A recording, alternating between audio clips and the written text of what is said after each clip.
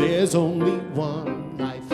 That life is God's life. That life is perfect. That life is my life now. There's only one life. That life is God's life. That life is perfect. That life is my life now. Again, there's only one life. That life is God's life. That life is perfect. That life is my life now. I've got this. There is only one holy substance flowing in and through our creation. And right here in this very moment, you are an expression of it. You are a beloved expression. Oh, love's perfection. So raise your hands and celebrate, because you know there's only one life. That life is God's life. That life is perfect. That life is my life now. There's only one life. That life is one life. That life is perfect.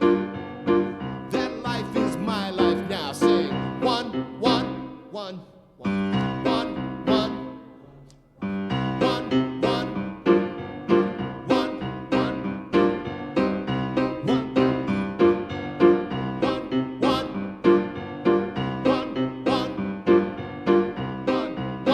There's only one life.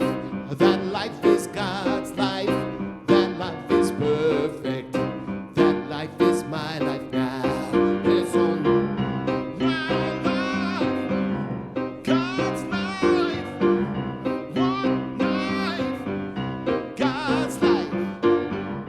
One life.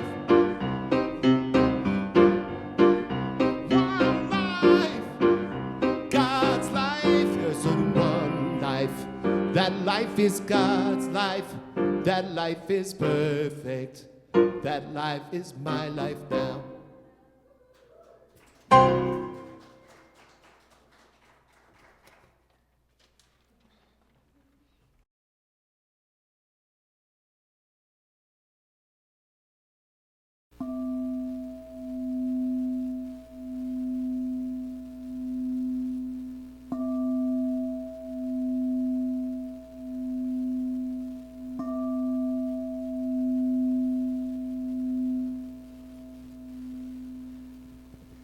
Please join me in prayer.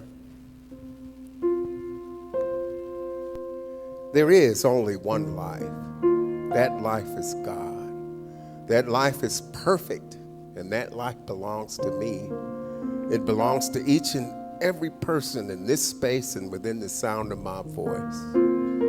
All that God is, each and every one of us are perfect, whole, and complete in form and substance. And we give thanks for the opportunity to come together as we step into the study of the basics, the reminder of the truth of who we are. And today we recognize our oneness. I'm so grateful that my little sister from a big mister is here, for Spirit to speak through her to remind us that we are all connected, each and every one. And I know that the message that Reverend Jenn gives will be perfect for everyone within earshot that hears it. I'm very grateful for Ken for the beautiful music. I'm grateful for Travis, our AV technological wizard, who makes us look good week in and week out. He always gets my good side. I'm thankful for Mickey, who brings life to our announcements. I'm thankful for Lois and Debbie and all of our hospitality team who work so hard to make everyone welcome. I'm grateful for our practitioners whose love and light shines through in all that we do here at New Dawn. And I'm grateful for everyone that's come to this space to celebrate our oneness, week in, week out, whose love and light shines through this community, out into Aurora, out into the state of Colorado, and out into the world. And so I give thanks for each and every light being that is a part of this, and release these words into that law that knows how to mold, make, shape, and create all the good there is, all the time, everywhere. Together we seal these by saying, and so it is.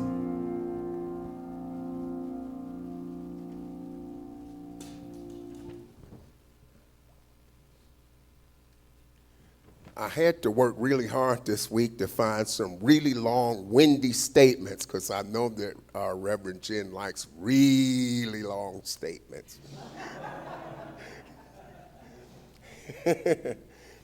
Our first one comes from Mother Teresa. If you judge people, you have no time to love them. From J. Allen Boone, the most effective way to achieve right relations with any living thing is to look for the best in it and then help that best into its fullest expression. And from our founder, the Honorable Dr. Ernest Holmes, I'm unified with everyone I will ever meet, and they with me. For we are all manifestations of the one presence.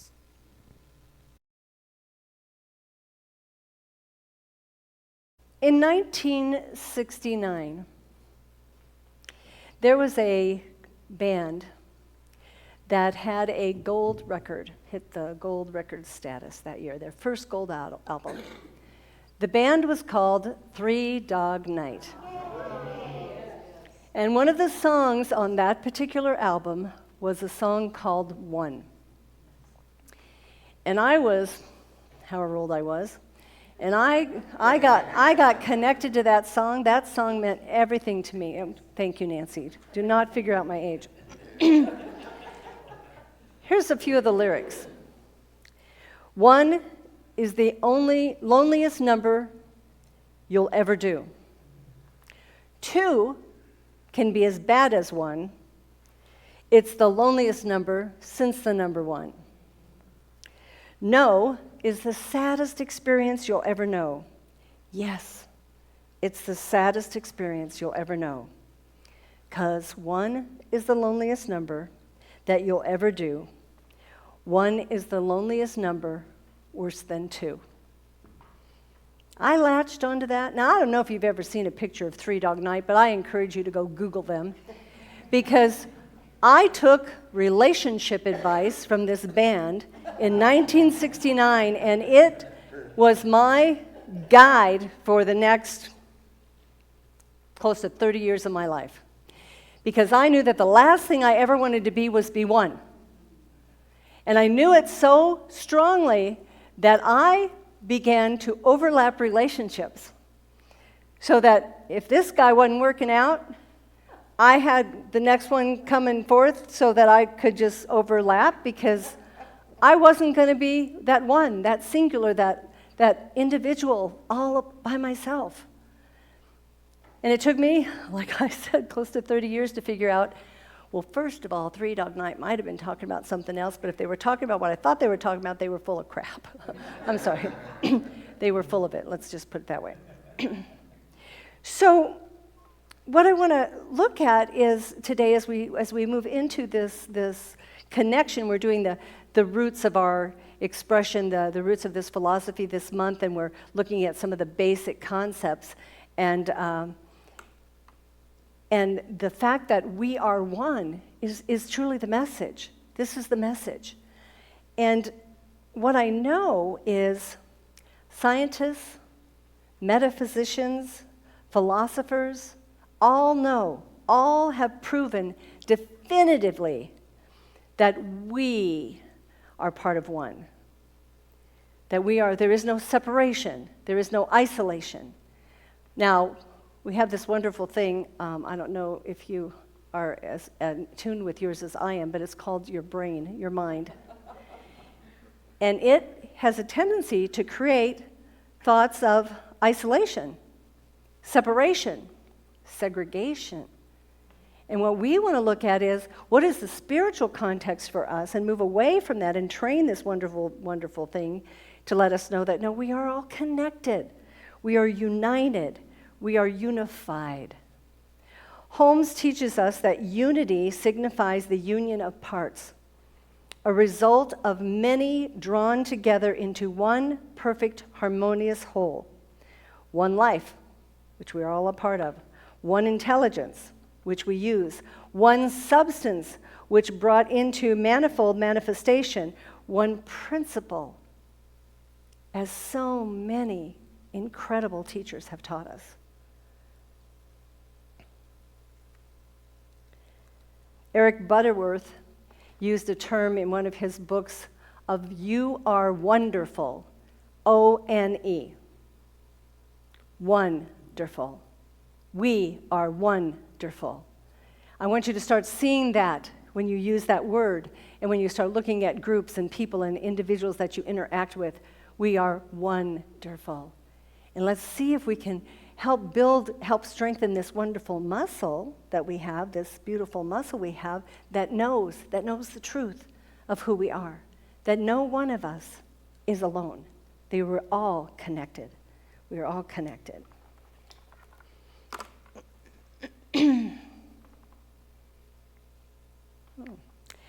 Ernest Holmes said, "Unity is the oneness of God and man." Now, you might run into some people out there on the street and go, yeah, I don't think I want to be connected to that person. I don't even think I want to be thinking that we're the same species.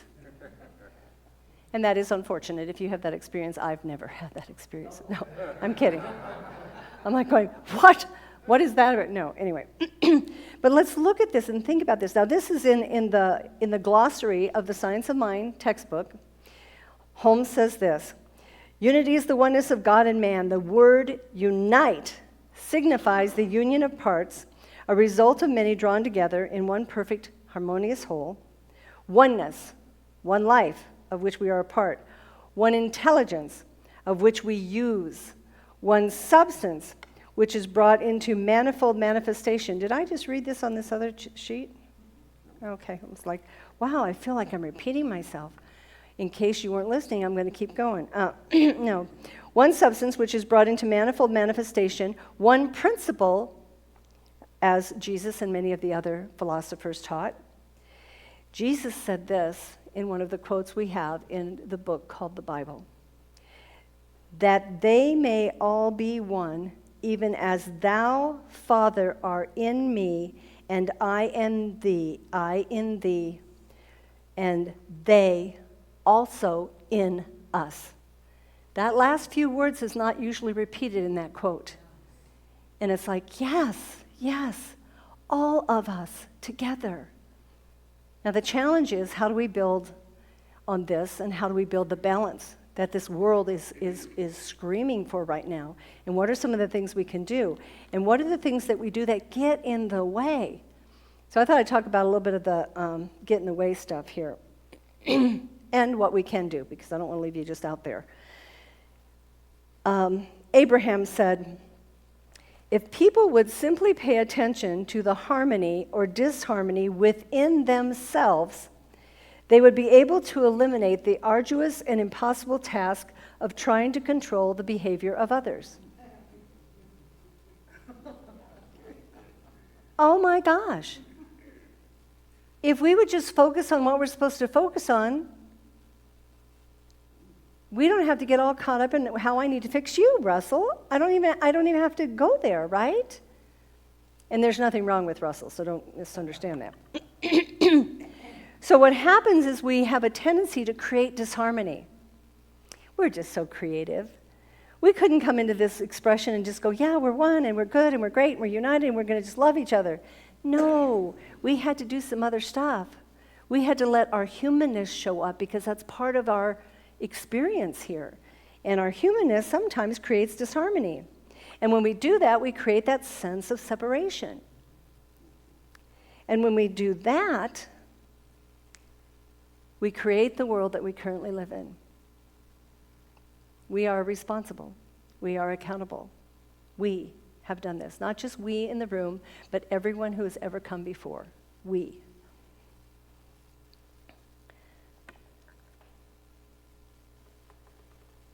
So I'm going to talk today about the three top concepts that I came across that have to do with this disharmony. Very simple mindset here is what we're doing. The first thing we do to create separation is I do it to me. I do it to myself. We do it to ourselves. The first way is I forget who my source is. I forget from where I came. I forget that I was created with purpose.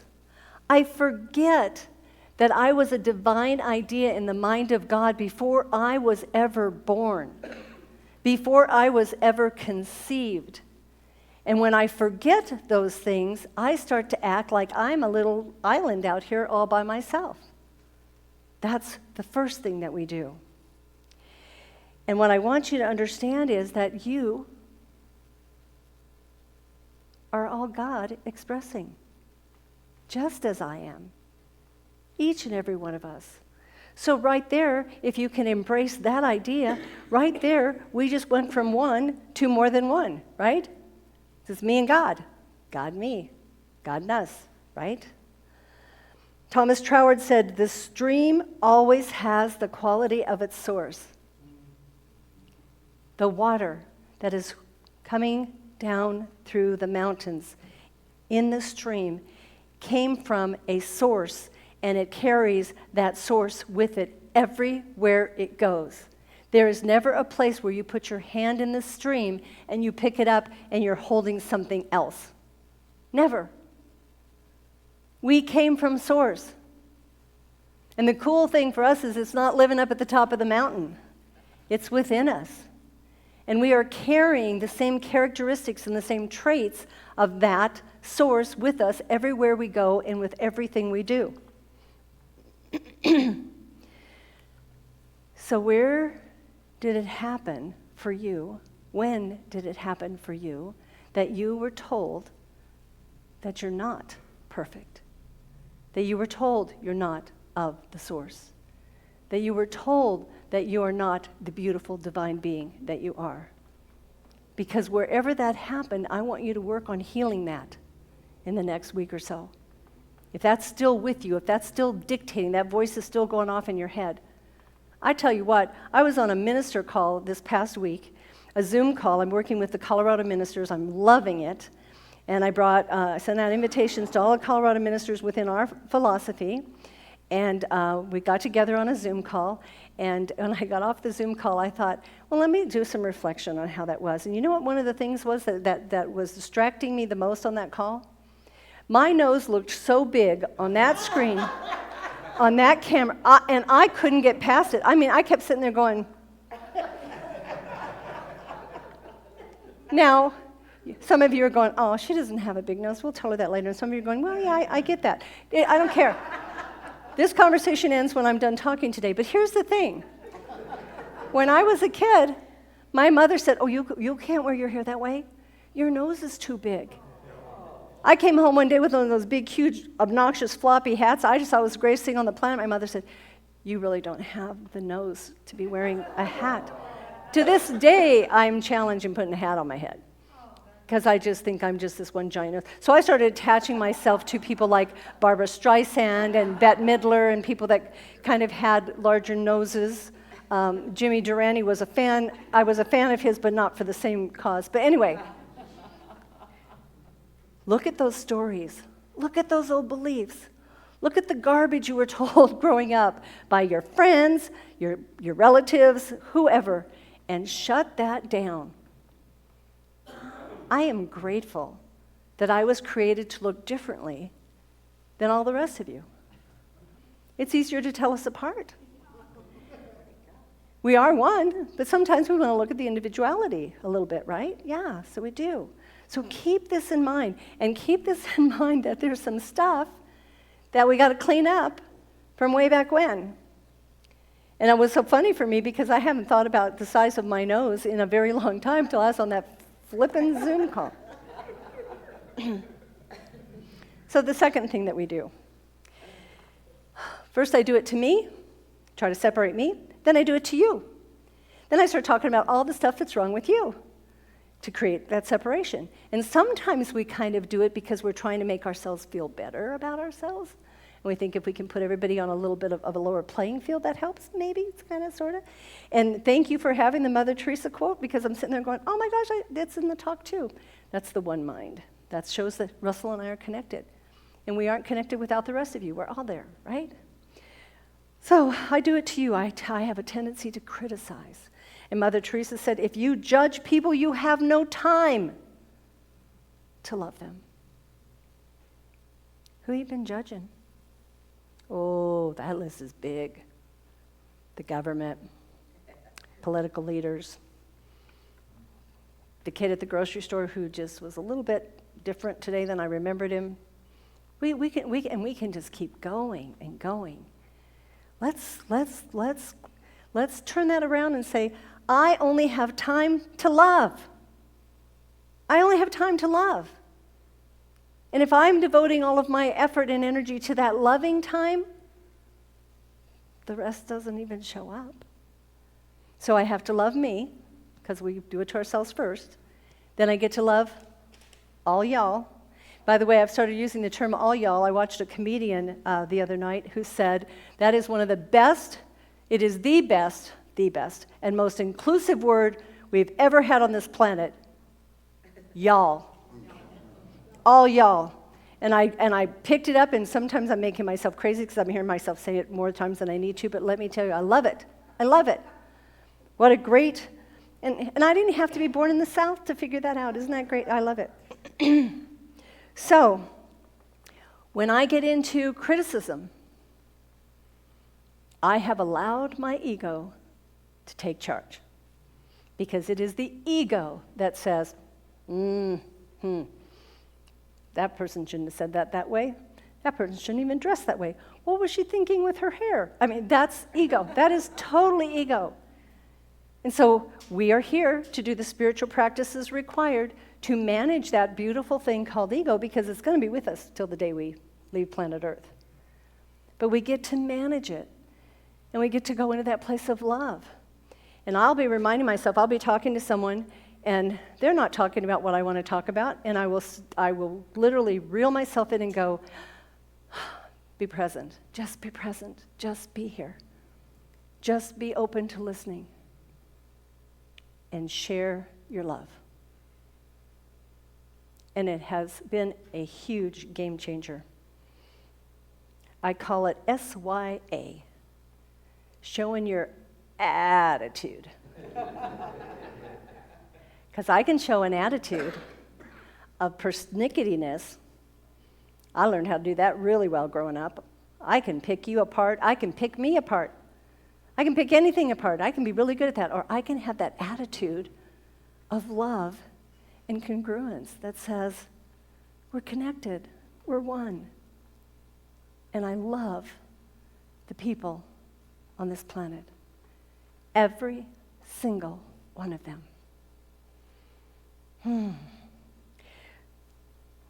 I think we learned early on that sometimes we could be snippy, sometimes we could be mean, sometimes we could be really critical. And we could do that within our family.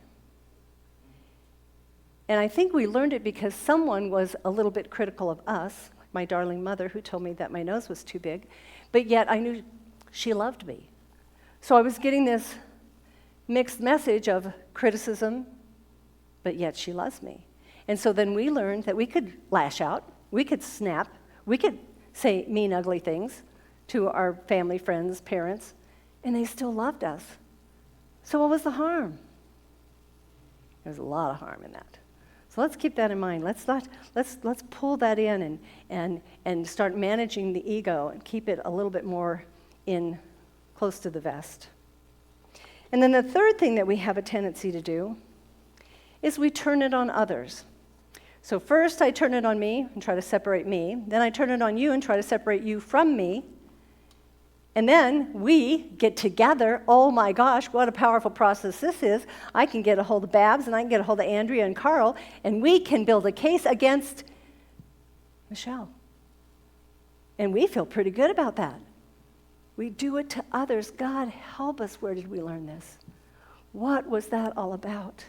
And this quote that I found, I just love this, from Chief Seattle. Humankind has not woven the web of life. We are but one thread within it. Whatever we do to the web, we do to ourselves. All things are bound together and all things connect. All things. Whatever I do to me, I do to you.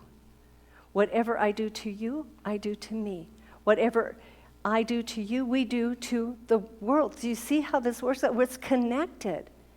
It's connected. I did an exercise when I became the senior minister at New Dawn eons ago with, I think it was just the practitioners, but we all stood in a circle and we had a ball of yarn and we would throw the ball of yarn back and forth and each person would grab a piece of the yarn and then keep throwing it. So we were all holding on to the same piece of yarn.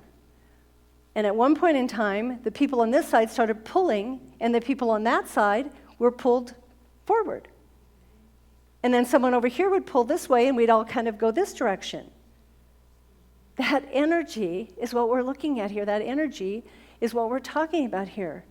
Whatever I do to me, I do to the greater good.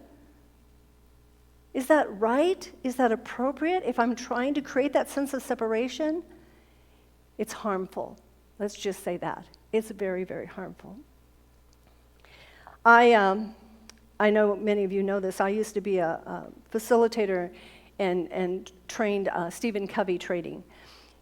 And I was thinking about this morning as I was processing this talk, and I thought, does anybody know who Stephen Covey is anymore? Anyway, dude wrote a couple good books about leadership and stuff. It was amazing.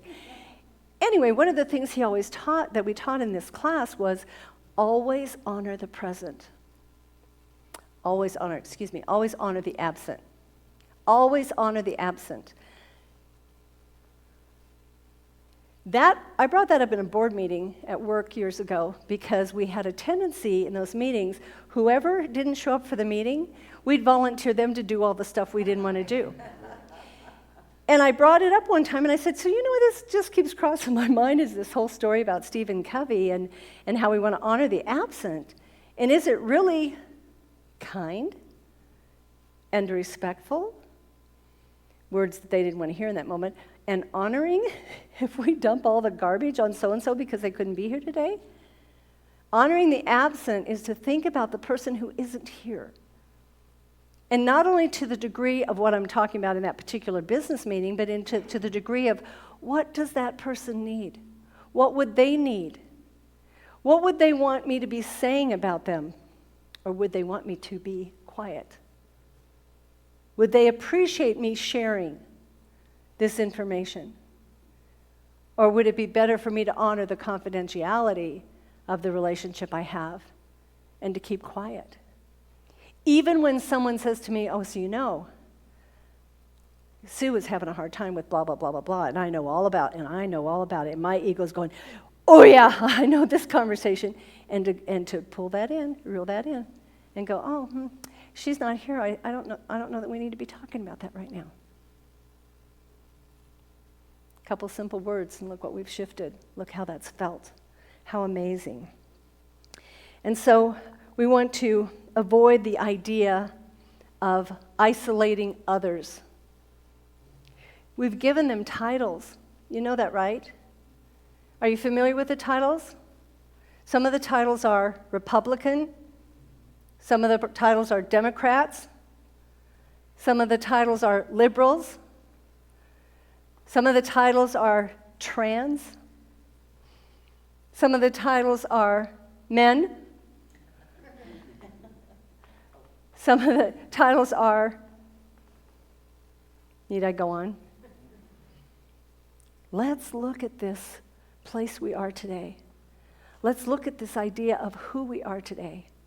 Why am I here? What is my purpose? My purpose is to grow and evolve as best I can and to remember and recognize from where I came and live in that arena. I don't think my purpose and presence is much different from the rest of you. I think we were all brought here to take a stand, to be in that place, to hold a hand, to lift someone up, to thank them for being present, for being in our lives. We have this wonderful social, what do I want to call it? Knack. We'll call it a knack. Social thing we do. We say something mean, nasty, and obnoxious, and then we go, oh, I'm sorry, I was only kidding. Oh, that was a joke. That was a joke. I didn't mean to hurt your feelings. That was a joke. Stop it, if you haven't stopped it already. I had one of the kids used to do that all the time. Oh, Mom, I was just joking. Well, that wasn't a joke, and we're not going there. Anyway, but pay attention to that. How do you feel in your being when you criticize yourself? How do you feel in your being when you criticize someone else? And how do you feel in your being when you choose to believe that it's them against me or them against us? Because you can feel the weakness show up in your body just like that. You can feel the distraction of what that is. You can feel that sense of sorrow if you're paying attention. And that's what I encourage you to do this week, is to pay attention. Ernest Holmes said, "The mind which we discover within us is the mind that governs everything. This is the thing itself, and we should recognize its simplicity." He refers to God, the power, spirit, source, as the thing itself in so many aspects of his writings. The mind which we discover within us is the same mind. We're learning, because that's what earth is, school. We're learning. Spirit's already got it all together. And those of us who choose, those of us who desire, are making leaps and bounds into that world of transformation where we can be the example, as Jesus the teacher was, as Buddha was, as the Dalai Lama has been, that where we can become the same kind of example to the rest of the world and help lift the vibration across the planet. Yes, yes, let's do this.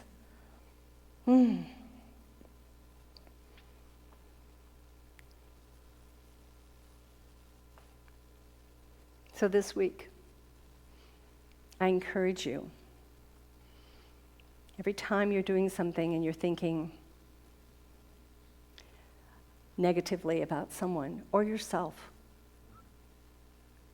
most of us don't even get out of bed and the chatter has already begun. Reel it in. Take a breath. Put your hand on your heart and remind yourself of the love that's here. And allow it to be a part of your being. Allow it to be a part of your daily interaction. Allow it to be part of everything you do when you go out into the world. And recognize how great our love is and how great our connection is, because it's huge and it's beautiful.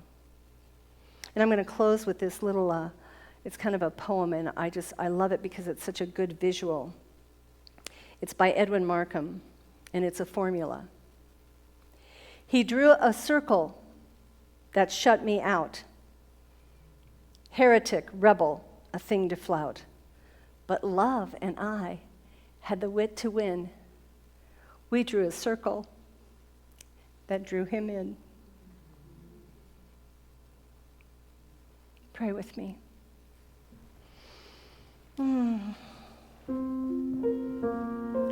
As we move into this time of prayer right here and right now, we recognize the beauty, the peace, the love, the light of universal wisdom of God, of Source, of all that it is, all of it that it is within each and every one of us. And what a beautiful blessing it is to know this, to recognize this, to embrace it. God is. God is within each and every one of us. God is expressing through each of us. We are so blessed. Life is so beautiful and so incredibly perfect. And knowing this and knowing that we are one with Source, we know that we are one with one another because we are all from Source. It's such a simple context. It's such a simple idea. And let us celebrate it this week. Let us really get into the nitty-gritty of what that means and know that we're all connected. And let us know that it is okay as we interact this week to listen to another idea that doesn't fit my ideas, to listen to another belief that doesn't necessarily feel the same as my belief. And it doesn't mean I need to do something about it, I need to correct it, I need to change it. For each of us, it just simply means that we get to embrace the truth of our love. And what I know right here and right now is that this planet can change exponentially. That everything that is going on in the world today can shift and change. All we need to do is stand in our love and give love freely of self, of each other, of all of us as a group, and remember that God is in all of it. God is in all of this. What a beautiful idea and what an incredible concept this is to know that under no circumstances in any situation is any one of us ever alone.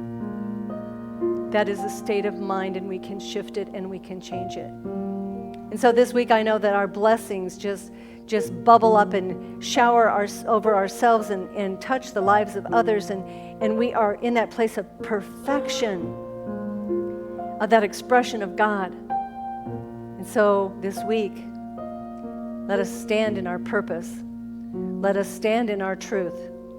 And let us embrace the love of who we are and the love of our Creator.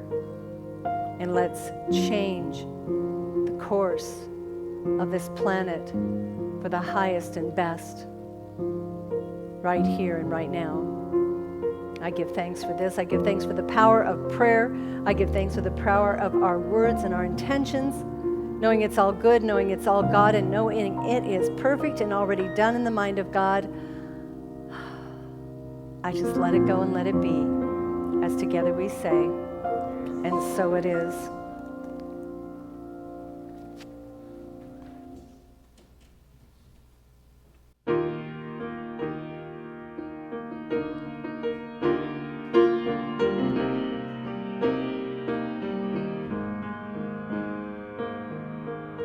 One power, one power, one power. There's one power invisible, and you see it everywhere and every day. One power indescribable, and you speak of it with every word you say. Mysterious until you know the truth, as simple as the love inside of you. Call it God, call it Spirit, call it Jesus, call it Lord, call it Buddha, Ba'ula, angels' wings, or heaven's door. But whatever name you give it, it's all one power, can't you see? It's the power of the love in you. One power, one power, one power. Oh, he speaks so many languages, different clothing, different colors, different names. But difference only dangerous when we forget that in the heart we're all the same. We'll remember once we close our eyes to see that such distances were never meant to be. Call it God, call it Spirit, call it Jesus, call it Lord, call it Buddha, Ba'ula, Hashem, or heaven's door. It's Muhammad, it's your mind, it's your soul, it's your sign. It's the universe, it's music, Mother Earth or Father Time. But whatever name you give it, it's all one power, can't you see? whatever name you give it, it's the very soul air we breathe. It's the power of the love in you and me. One power, one power, one power, one power, one power, yeah, one power. It's the moment of creation. It's the everlasting peace. It's the freedom of forgiveness. It's the sweetness of release. It's the joy of inspiration. It's the sunshine on your face. It's the birthright of all nations. It's the boundlessness of space. The beauty of a baby. The serenity of sleep. It's the anger we've ended. For it's love that's most deep. It's one power. Oh, it's one power. That's what we are.